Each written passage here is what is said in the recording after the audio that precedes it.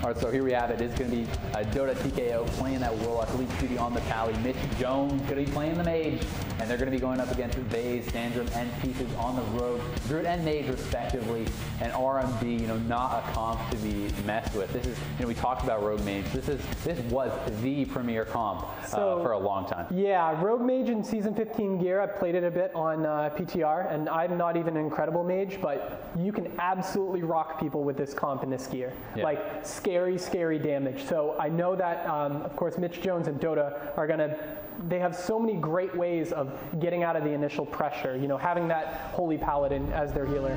Yeah, for sure. But, it's going to be really interesting to see who's going to be able to get the CC on each other's healers first. We do see the Deep Freeze into the Palm Ring coming out on Elite. They're going to be opening up hard onto Dota. We do see the dance has been popped by Vaze immediately. Defensive Deep Freeze there comes out from Watchmeblink. Piecez taking quite a bit of damage here from Mitch, but he's going to be cloned off. The orb coming out on both sides. Dota in a lot of trouble. May have to trigger here. He's waiting too long, I think. The sack comes in. He's going to get offensively cloned before he can be topped off. We do see the Guardian, the Divine Favor as well, used by Elite there. CS going to be used onto Dota. Piecez getting very low, though, down about 200k HP. Mitch going to throw out his Trinket there.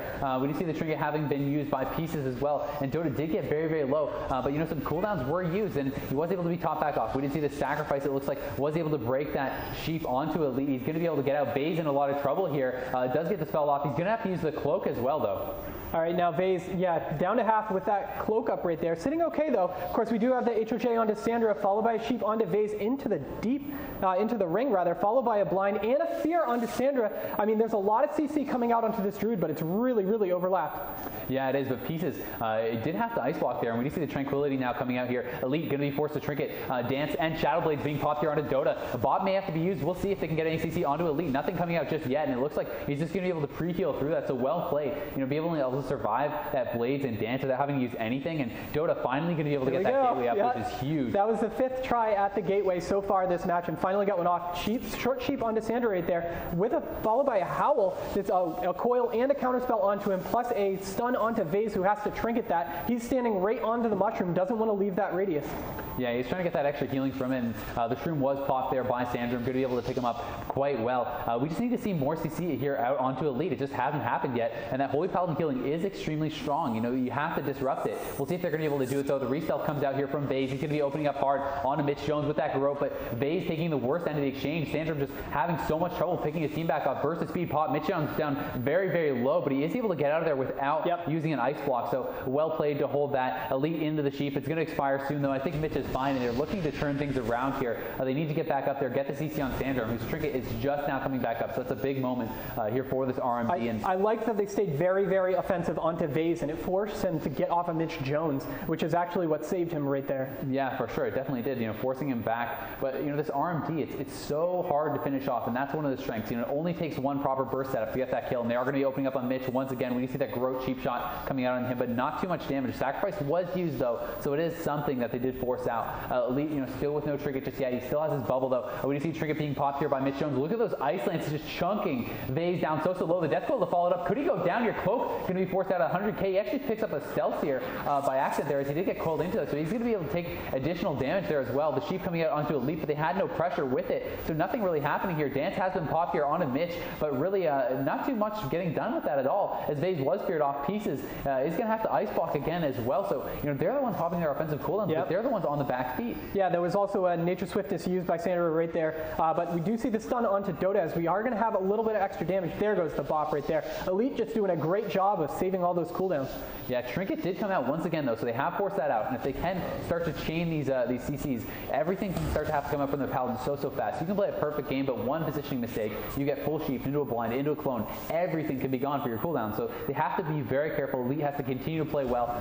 Mitch Jones, though, taking a lot of damage. We can see Elite pulling back, trying to stay away from that CC while he does top and back off with those instants. You can see the Holy Prisms coming out, those Holy Shocks as well, and the Word of Glories, and he's going to flash them up, and it looks like there's some sort of it's okay, so this is, we actually talked about this before the match. We do have our disconnect rule, of course, but we do have some players that are just absolutely, they have great sportsmanship. What happened was Dota was disconnecting in the middle of the match, and the enemy team decided to pull back and wait, and so We're going to let this happen. Very good sportsmanship from them because, there is no reset rule here.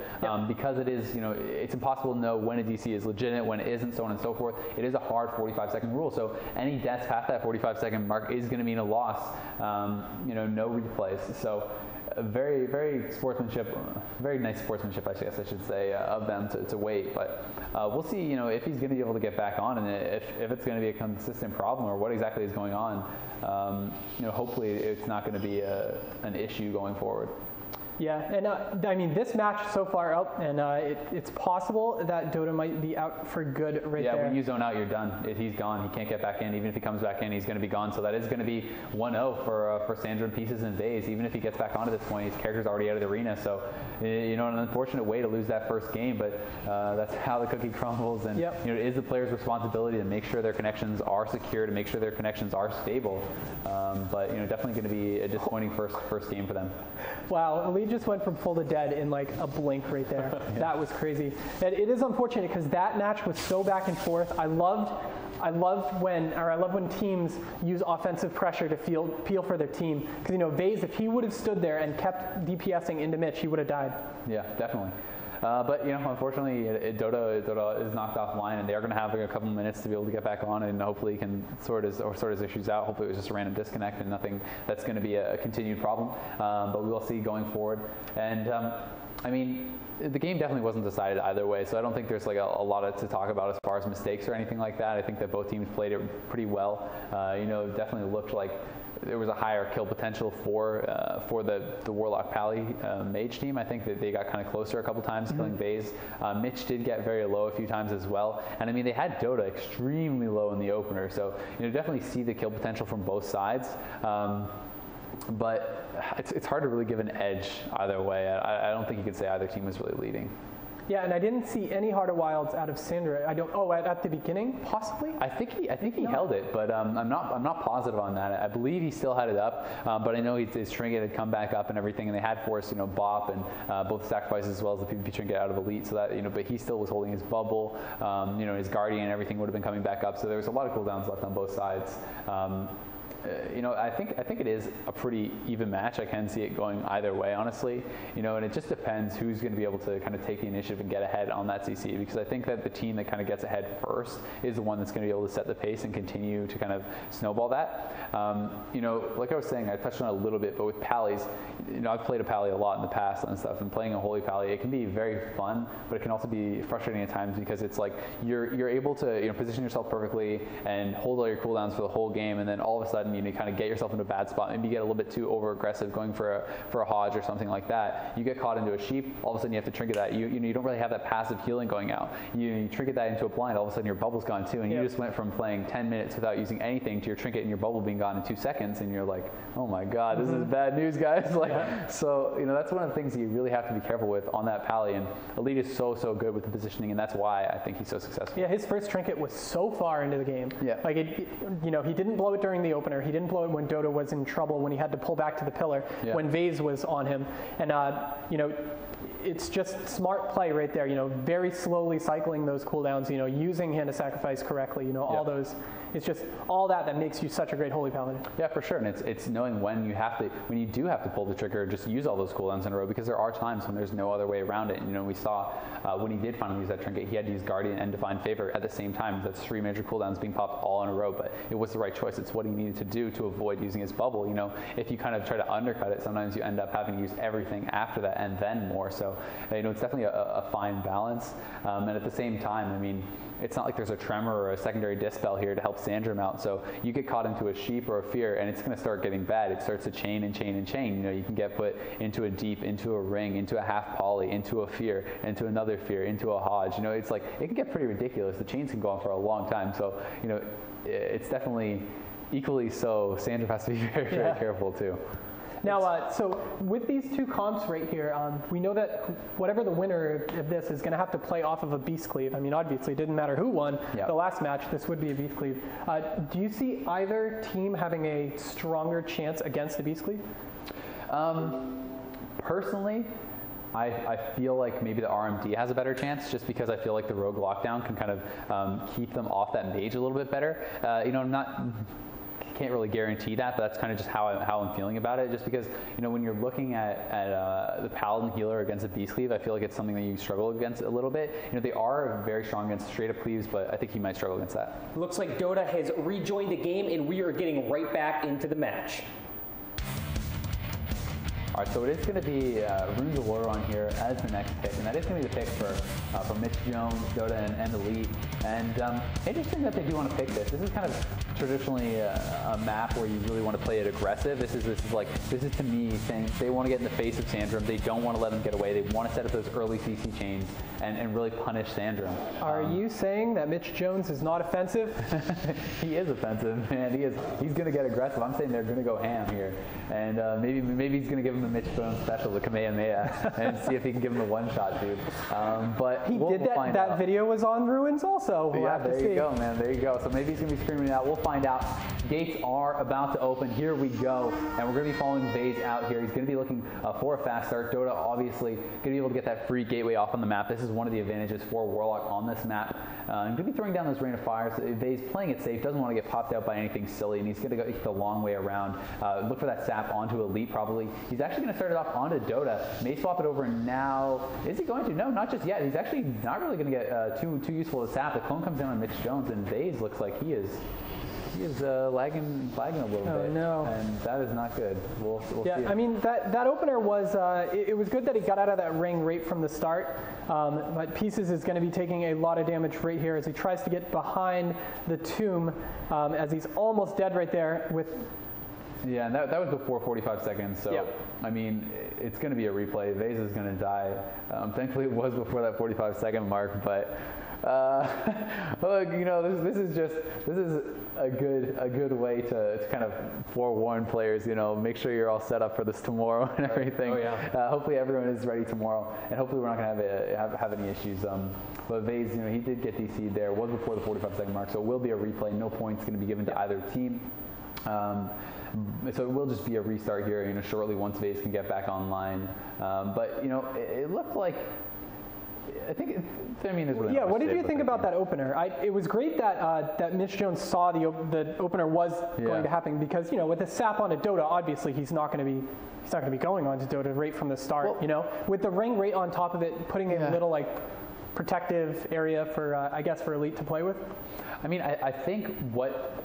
You know, what I was thinking was going to come from it was he goes in, he gets the sap onto Dota so that he can't, you know, kind of prevent any sort of setup early on. And I think that then what was going to happen, or at least what my feeling was of what was going to happen, was that he was going to swap the sap over onto Elite and actually still open up onto Dota, you know, once his mage and his druid could come in. You know, they saw the Cyclone going out on a Mitch, and I think that the CC that they were looking for was the sap onto Dota, wait for the clone to come out on the Mitch, swap it over onto Elite, and then open hard onto Dota, you know, as a kind of a 3-on-1 setup. And if you can get that kind of ideal opener where everyone is CC'd, sometimes as that RMD you can force out so many cooldowns right off the bat, and you know even force people into doing things like trinketing something they don't really want to. You know, there's like a blanket CS and things like that, because you can fall so far behind so fast. You know, we've seen how much damage an RMD can put out early on, and that's something they're gonna have to look out for. But we will see if they're gonna be able to get that perfect opener.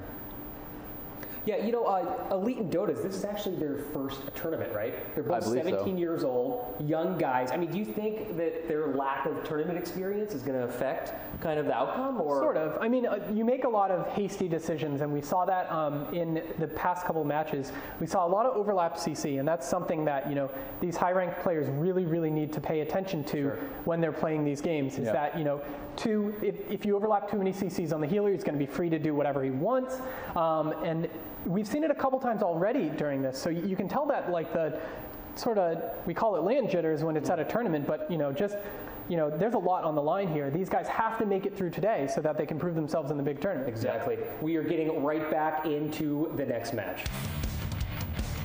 So once again, it is going to be Runes of War on here, same matchup. You guys know the story, and we'll see who's going to be able to take the advantage here. You know, one more win for this RMD, and they're going to be able to close out this series. So it's going to have to be back-to-back wins here for the boys are back, and we'll see if they are going to be able to pull that off here. You know, this is their map choice, so they're going to have that advantage working for them. And I mean, we've talked about it a lot. I think that it could go either way for sure. But you know, the overlap CC is something you definitely have to be aware of. As you know, the mage lock comp, sometimes you do see it quite a bit because it's one of those things where sometimes you're not sure who's going to be able to get it off. So sometimes both players will go for it, expecting one of them to get interrupted, and then the other kind of lands it. That's kind of the little thought process there. But it is something you definitely want to be careful of. And Vaze actually going to be sitting back this time, so mixing it up and maybe trying to catch them a little bit off guard. But it seems like they're content to just kind of sit back and wait for both sides to kind of have their invis time out. And now we do see that AoE stealth go down, so Mitch Jones is going to get popped out of invis. They still have that team stealth, so this is going to be that kind of ideal setup that they want. But we do see the defensive Ring of Frost going down there for Mitch Jones, Rain of Fire is being spammed out, Blizzard being spammed out. Oh, the Blizzard actually going to catch Piecez there, and they are all going to get in combat, so really good start here for Mitch Jones and co. And we're going to see what they're going to be able to get done with it. But Vaze, once again, it's looking like it's going to have to be another replay. Yeah, Vaze is running in place right there, so he's going to have some connection problems immediately. His team realizes what's going on and disconnects yet again. Yep, so it is going to be a replay, guys. We are going to have to get right back into it, and we'll see if they're going to be able to fix that up. I'm not sure, what the ruling is or what the system is as far as how many many chances they get, how many replays they get, or what. That was really quick back to back. Yeah. It disconnects. Yeah, so we do see he's going to go offline, unfortunately, and we are going to have to get this booted back up. He did get back online very quickly, so hopefully not going to have any more issues going forward. But Mitch Jones is kind of hanging out, running around in the middle there. And I mean, frustrating situation for both teams. Both teams obviously wanting to get this going, but we'll see what's going to be able to get sorted out. Okay, well, I think we're going to take a real quick, short commercial break while we get some connection issues figured out, but stay tuned. We'll be right back after this. Man, I wonder if I have time to run to the bathroom. What do you think?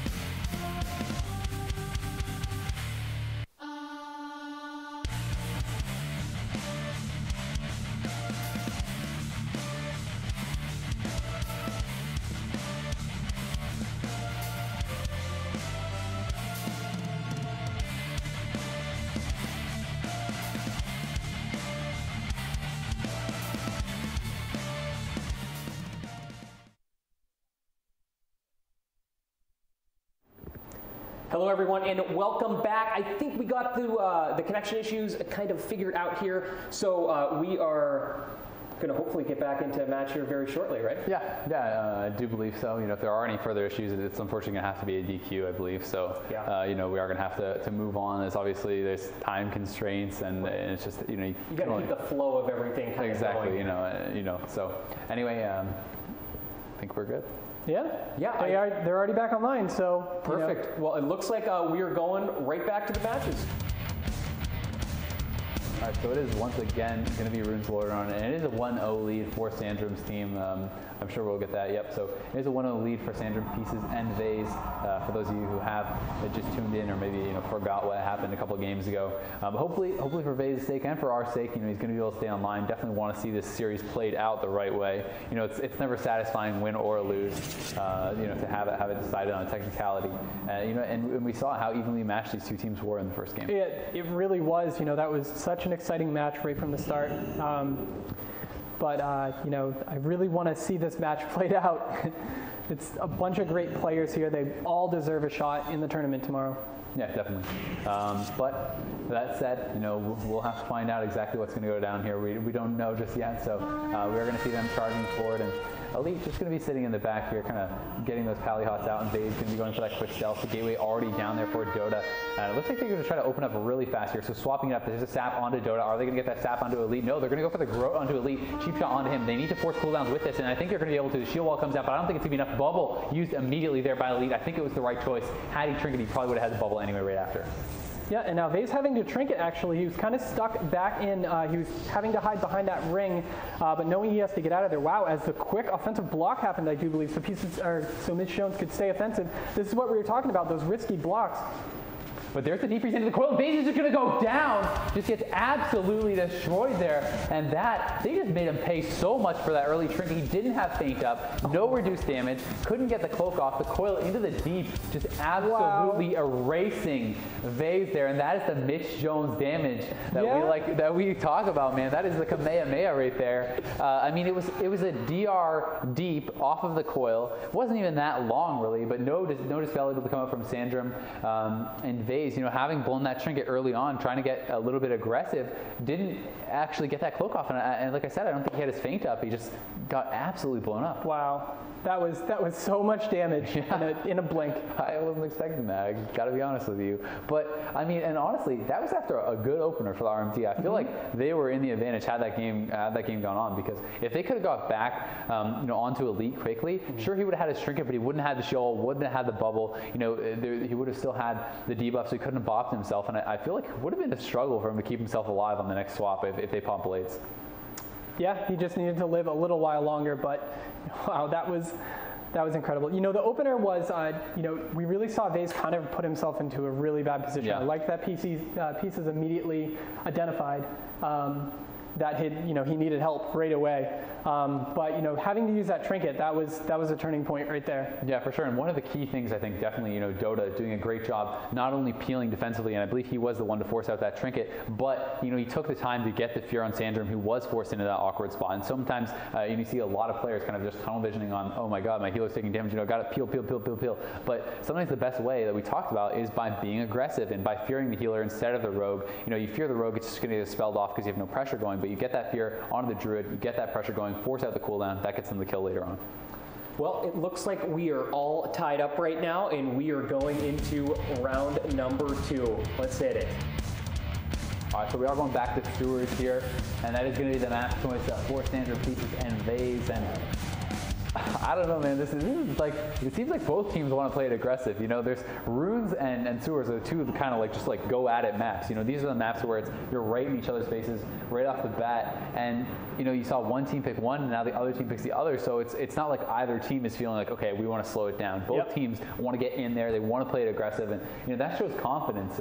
In my opinion, from Sandram, Piecez, and Vaze, which is what I like to see. Absolutely, I'd really like to see that offensive play out of if your comp can play play offensive. You know, there's definitely the setups where a rogue will be like, okay, I'm going to open, blow everything, I'll go re-stealth, I'll run away, I'll come back, we'll open again and again. But this is, you know, this map choice, like you were saying, this means that they want to stay aggressive the entire time. Yeah, well, and especially you're not getting kind of cold feet after having that bad last game. They still want to stay aggressive. We'll see how it works out for them this time. Mitch Jones popping that in Viz is just going to be like poking around, maybe going to throw out a Pet Nova, something like that, so he can pop someone out. Rain of Fire is going down there for Dota, but we do have the advantage of the AOA team stealth plus the Invis on the other side, and that's going to give them the much longer kind of time in stealth, and it lets RMD get that proper opener that they really, really want and need. He had Sandra targeted for a second, but I don't see anything else. I like that he's dropping the ring because he knows the damage. There's the zap on Mitch Jones. Clone comes out on Dota. Now it's the 3v1 opener I talked about. Onto Elite. The defreeze comes in, but no damage landing just yet. They're actually going to go on to Mitch Jones, who does Trinity blazing speeds right out of there. Sacrifice going up as well. So really, RMD getting nothing here from that opener, and even a nice defreeze into the Sheep onto Sandram. The Halitaire comes out onto Vaze. Vaze is going to get put into the Hodge as well here, taking a lot of damage. Has the cloak very early on here. So what a start for Dota Elite and Mitch Jones. We do see that the Trinket may have to be able to get through it. Piecez taking so much damage, full lines of dots on him right there, as he is going to try to drop the ring so he can stay defensive a bit, help his healer out a little bit, and we see that Typhoon knock off a few things, and luckily, you know, being able to use that Tranquility to pick his team up. Yeah, very, very good job from there. And we do see the ring down from Mitch Jones. Piecez is going to get feared into it briefly. It will break to those dots, though. Both teams have stabilized a little bit, but Vaze, you know, not going to have that cloak for a little bit still, so he's going to have to be very, very careful. We do see Dota going to be put into that kitty shot, but pre-heals coming out from Elite. They did force the Trinket there. Plea going to come out from Elite. We do see the CS there onto Dota as well. Vaze caught into that Nova. Does have his blades up here, and he's trying to get aggressive, but really nothing happening right now. We do see the defreeze onto Sandram. Can they get the CC off that? No, they can't. A nice shift for that coming in eventually. And we do see the Trinket may have to be used here now by Sandram as he is put into full fear. The ice block's got to come out from Piecez. Neither comes out. No ice block from Piecez. Sandram sitting through that as well, and a huge mistake. That was not even, you know, that was not even a fast kill. That was just, that was obvious. Someone had to do something. There must have been some sort of miscommunication or something going on there, but neither player making the proper reaction, and Piecez is going to go down. I'm not sure. Was there something I missed? I don't know.